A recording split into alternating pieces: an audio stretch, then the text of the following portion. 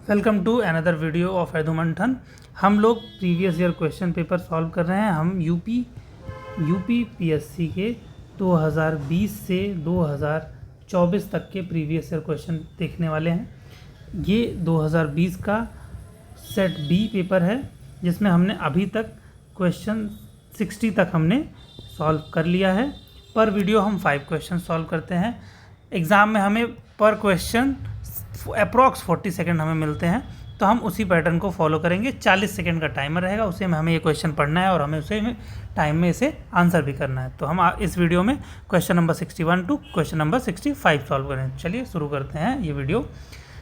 Question number 61, which is the largest committee of Indian parliament? A public account committee, b estimate committee, c committee on public undertaking, d committee on petition. Hindi में पढ़ देता हूँ। भारतीय संसद की सबसे बड़ी समिति कौन सी है? लोक लेखा समिति, प्राक्कलन समिति, सी लोक उपक्रम समिति, डी याचिका समिति। आई होप कि आपको ये पता होगा, क्योंकि ये बहुत फेमस है। इसमें से जो आंसर है वो फेमस है। मैंने तो यूजुअली आम जनता को भी सुना है, मतलब एक दो लोगों से मुंह से भी सुना है इसके, जिनका कुछ पढ़ाई लिखाई से खास नाता रिश्ता नहीं है। तो आई होप कि आपको ये पता होगा। तो आई होप कि आंसर आपने कमेंट कर दिया होगा। इसका आंसर है बी, एस्टीमेट कमेटी। इसमें अप्रॉक्स 30 लोग होते हैं। ठीक है, लोग मतलब वो मेंबर ऑफ पार्लियामेंट होते हैं, तो वो आम जनता नहीं है। जनता के बीच से चुन के गए हुए लोग हैं, वो मेंबर ऑफ है। चलिए क्वेश्चन नंबर 62 हम देखते हैं।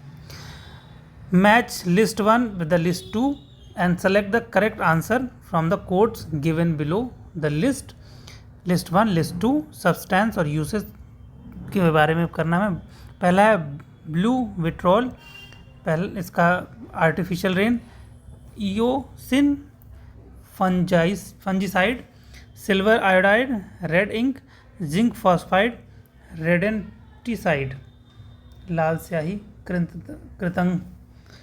कृंतकनाशी। क्या बेहतरीन हिंदी दे देते हैं, इसीलिए इनको खुद ही भरोसा नहीं कि हिंदी की चीज़ें क्या जाने दो, क्या ही कमेंट करें। वैसे आपको ये पता है कि नहीं, आयोग कभी भी अगर हिंदी में कुछ गलती करेगा तो वो इसे नहीं मानेगा। इंग्लिश में जो उन्होंने दिया उस पर वो मानेंगे, उसी को सही मानेंगे। अगर यहाँ पे कोई चीज़ का विवाद होता है ना, तो वो इस वाले पार्ट को सही माने। खैर चलिए, क्वेश्चन नंबर 62 का आंसर जो आयोग ने दिया है वो है सी। इसमें आई होप कि आपने वो टेक्निक जो मैंने बताई थी वो यूज़ की होगी, क्योंकि यहाँ पे तो मुझे साफ साफ दिख रहा है। चलो अगर नहीं की हो तो मैं एक बार फिर से बता देता हूँ। देखो यहाँ तो नो डाउट पता है कि इसमें 2 आने ही वाले हैं, 2 के अलावा। यहाँ पे इस वाले रो में सबसे ज़्यादा रिपीट कौन सा हो रहा है? 50% कौन आ रहा है? 3। इस वाले में कौन 2 बार रिपीट हुआ? इसको लिख देता हूँ। यहाँ पे 3, यहाँ पे कौन हुआ? 1, यहाँ पे कौन हुआ?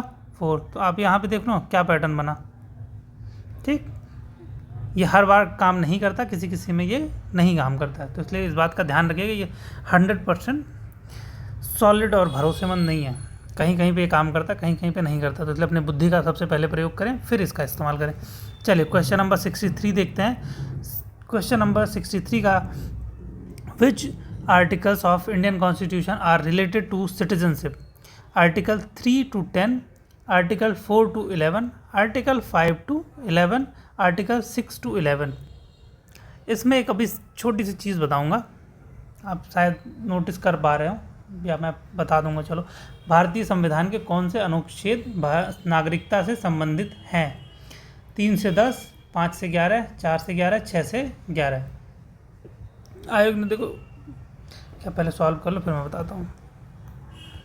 आपको अगर एक चीज़ पता होगी सिंपल सी, तो इसका आंसर करके जाओगे, और जो कि चलो टाइम पूरा हुआ, मैं बताता हूँ। सिंपल सी चीज़ आप अगर नोटिस कर पाओ तो आपको यहाँ दिख रहा है सेकंड वाले पार्ट में कि 11 की बात इसने 3 बार करी है। इसका सीधी सीधी मतलब है कि 75% चांसेस हैं कि 11 इसका सेकंड वाला हिस्सा होने वाला है।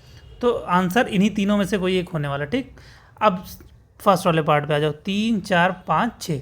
अब अपनी बुद्धि तुम्हें यहीं लगानी है कि यूनियन वाला, जो यूनियन एंड इट्स टेरिटरी, पहला वाला 1 से लेके 4 तक ही है। सिटीजनशिप उसके बाद आ जाती है, तो 4 तक तो यहाँ ऑलरेडी हो रखा है ना, तो यहाँ 5 ही तो होगा।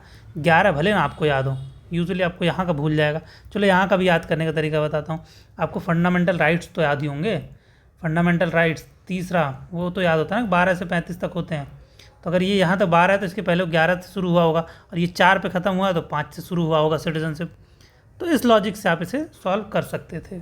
अब बाकी अगर आपको एग्जैक्टली पता है तो फिर तो कोई बात ही नहीं है, फिर तो उसमें आप तुरंत टिक करेंगे और अपना टाइम बचा के आगे बढ़ेंगे। क्वेश्चन नंबर 64 हम देखेंगे। According to the report released by NITI Aayog in December 2019 on Sustainable Development Goal India Index 2019-20, the Uttar Pradesh is grouped under which of the following categories? पहला है एस्पिरेंट, एस्पिरेंट हम भी हैं यार, बी परफॉर्मर, सी front runner, D achiever. बहुत ही बढ़िया। आप लोग आंसर बताइए कि हम इसमें कौन सी कैटेगरी में, उत्तर प्रदेश कौन सी कैटेगरी में आता है। हम क्या करते हैं, परफॉर्म कर रहे हैं, एस्पिरेशंस रखते हैं, या फ्रंट पे रनिंग कर रहे हैं, या फिर अचीवर हैं। आई होप आपने आंसर चूज़ कर लिया होगा और इसका आंसर दे दिया होगा। तो हम लोग हैं आयोग के हिसाब से, खैर आयोग नहीं, नीति आयोग की रिपोर्ट के अनुसार से परफॉर्मर। यूपी वाले हैं भैया, परफॉर्मेंस देते हैं। खैर 65, क्वेश्चन नंबर 65। ये एक क्वेश्चन आप मैं चलो इसे बता देता हूँ। नीति आयोग ना एक ये रिपोर्ट पब्लिश करता है सस्टेनेबल डेवलपमेंट गोल्स की। इसे थोड़ा सा आप देख के जाना, कभी कभी यूपीएससी पूछता है, या फिर इनके बारे में भी कि एस्पिरेशनल डिस्ट्रिक्ट प्रोग्राम क्या है। नीति आयोग का एक मल्टी डायमेंशनल पॉवर्टी इंडेक्स करके बनाते हैं ये नेशनल लेवल पे, तो वो भी देख लेना, क्योंकि आयोग पूछता है कई बार और वो इम्पॉर्टेंट है। आयोग ऐसे ही नहीं पूछ लेता, वो पूछता इसलिए क्योंकि आप अधिकारी बनेंगे तो आपको पता होना चाहिए कि हमारे देश में कितनी गरीबी है, कितने लोग हैं जो माल न्यूट्रिशंस और इन सब चीज़ों से प्रॉब्लम फेस करें। चलिए नेक्स्ट क्वेश्चन देखते हैं 65। Given below are two statement, one is labelled as assertion a and the other is reasoning. ठीक है, स्टेटमेंट, अरे सिंपल सा मतलब स्टेटमेंट दिया, उसका रीज़न कि ये काम हुआ तो उसके पीछे का कारण ये बेसिक कॉन्सेप्ट है। चलिए असर्शन क्या है, the nature of Indian political system embodies the elements of continuity and changes. Reason क्या है, the Indian political system contains the elements of the following political system such as modern style, the traditional style and the cent style. Correct the answer। इसमें simple format क्या होता है इसके options में कि दोनों स्टेटमेंट सही हैं, ए और ए का सही एक्सप्लेनेशन आर दे रहा है, दूसरे में हमेशा ये सिंपल पैटर्न हमेशा यही आता है अक्सर करके कि ए और आर दोनों सही है, ए और आर दोनों सही हैं, ये दोनों स्टेटमेंट में यही होगा बार बार। पहले वाले में क्या देंगे कि ये करेक्ट एक्सप्लेनेशन है, दूसरे में आर जो है करेक्ट एक्सप्लेनेशन नहीं है। फिर सेकंड ये जो लास्ट के दो पेयर हैं इनमें क्या देते हैं कि ए सही है, बी गलत है, आर गलत है, और ए गलत है या आर गलत है, ट्रू है।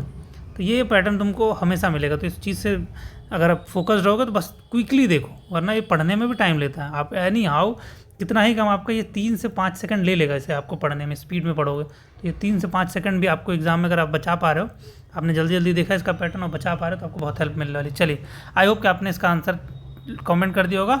आयोग ने जो इसका आंसर दिया है वो है both, A and R correct, and R is the correct explanation of A. चलिए हमने 61 से 65 देख लिया। अब नेक्स्ट हम वीडियो में हम 66 से 67 तक का क्वेश्चन सॉल्व करेंगे। तब तक के लिए जय हिंद, जय भारत।